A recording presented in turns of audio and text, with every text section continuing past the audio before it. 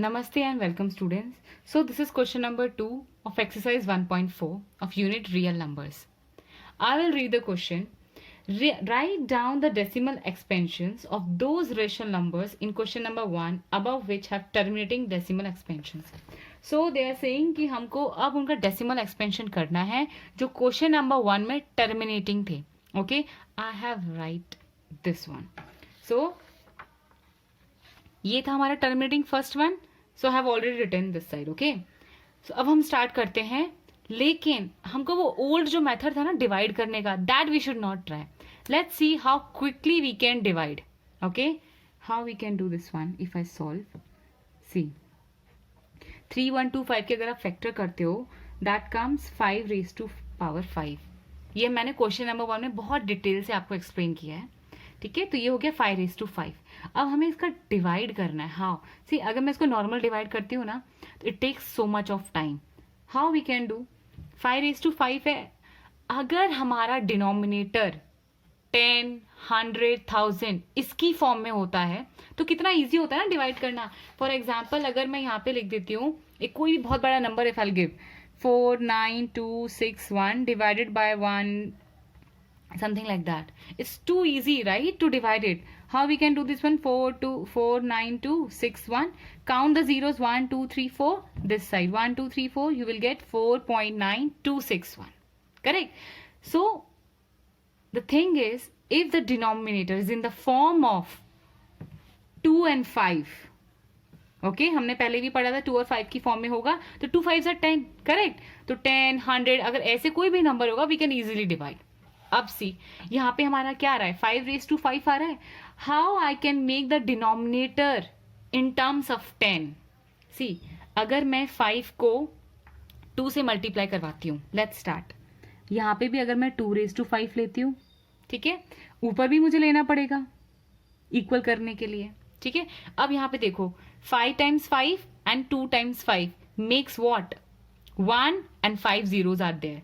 So I can write 13 multiply 2 raised to 5,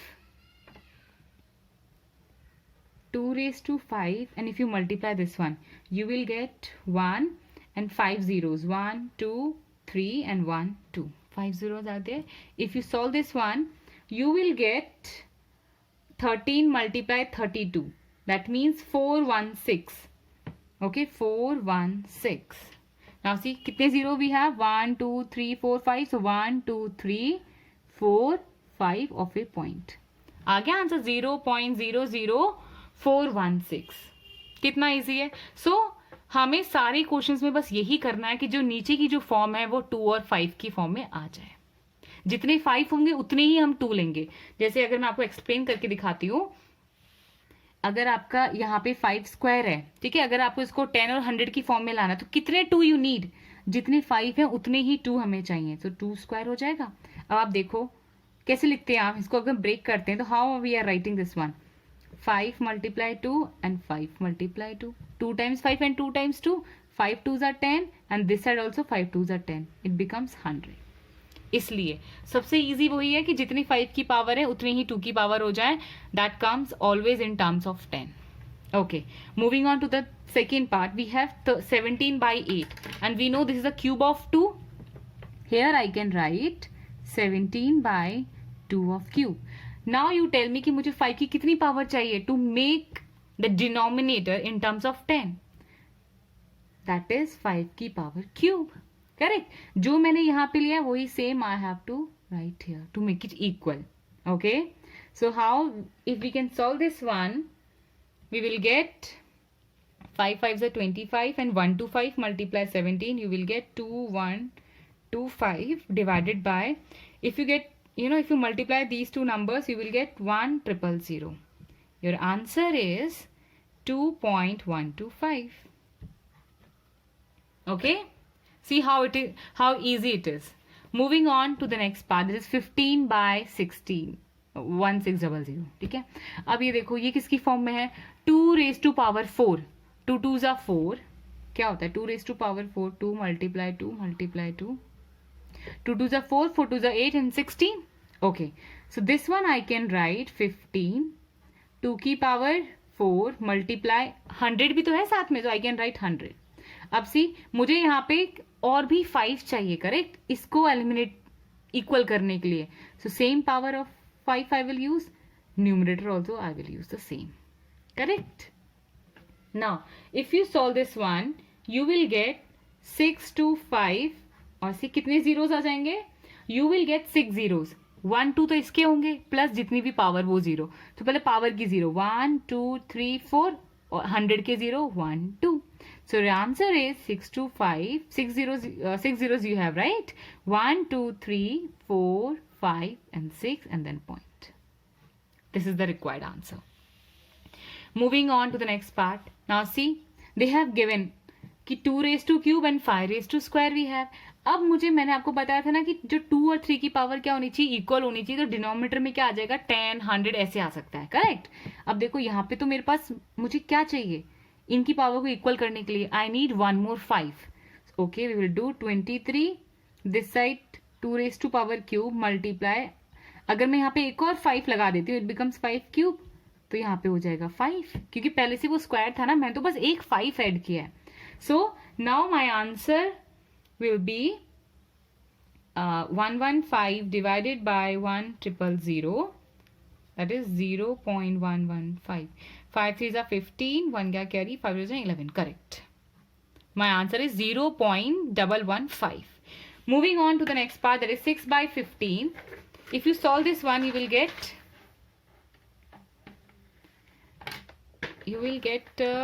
3 2s are 6 and 3 5s are 15, correct. Now see, this one I can write 2 raised to 5. 5 की power क्या है, 1 है. आई need 1 more power of 2. वही same power मुझे यहाँ पे लगाना है. 2 2s are 4, 5 2s are 10, I will get 0.4. Next part, that is 35 by 70. 50. How can I write 50 here? 5 multiply 10 I can write, that is 50 only. Now see, 5 की power 1 है, तो I need 2 की power 1 also. Now if I solve this one, I'll get 70 by 100. That means my answer is 0.7. This is our question number 2. I hope आपको question number 2 बहुत अच्छी से समझ में आया होगा. अब हम पढ़ेंगे question number 3. That is, I will read for you. The following real numbers have decimal expansions as given below.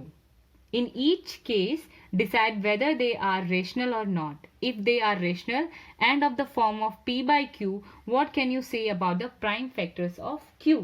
q बताना है हमको, ठीक है. q क्या है, मैंने आपको बताया था, जो रेशनल नंबर्स होते हैं वो किसकी फॉर्म में होते हैं, p by q की फॉर्म में होते हैं, where q is not equal to 0. ठीक है. अब हमने जितने भी टर्मिनेटिंग और नॉन टर्मिनेटिंग किए थे, उसमें हमारा जो डिनोमिनेटर है वो किसकी फॉर्म में आता है, हमेशा 2 and 5 की, करेक्ट. अगर आप देखो जो 2 और 5 है वो क्या है, हमारे प्राइम नंबर्स हैं, करेक्ट.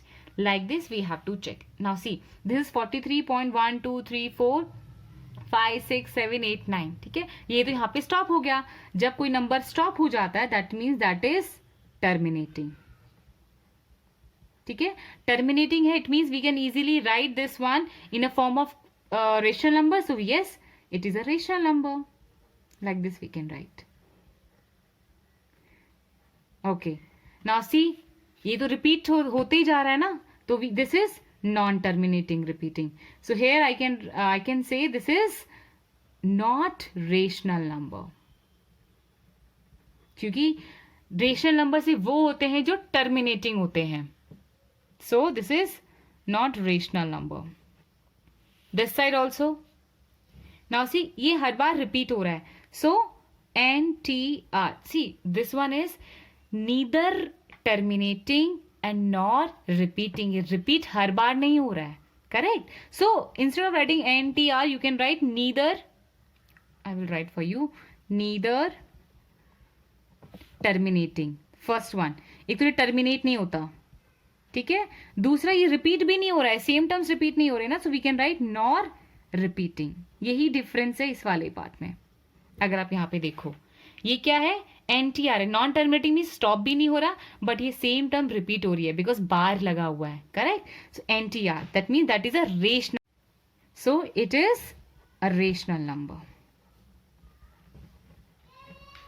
अब हमें बताना है कि इनके जो क्यू के बारे में. करेक्ट. इनके फैक्टर्स बताने हैं. बट ऑब्वियस है, जब कोई रेशनल नंबर है तो उसके जो फैक्टर्स हैं वो किसकी फॉर्म में होंगे? 2⁵ की पावर m में. करेक्ट. इसका ये तो हमारा पहले से neither terminating and nor repeating है, तो इसका तो ये तो हमारा है ही नहीं rational number. Okay. Third part, c ये रेशनल नंबर है. करेक्ट. इसका मतलब क्या है? दैट मीन्स इसके प्राइम फैक्टर्स होंगे अदर देन 2 and 5. 2 और 5 नहीं होंगे, बट इसके अलावा होंगे. ठीक है. आई होप आपको ये फुल एक्सरसाइज 1.4 समझ में आई होगी. आप सारी वीडियोस मेरे चैनल पे रखी हुई हैं. Please go and check it out. Any doubt please let me know. Okay. Now we will meet in the next video with a new chapter.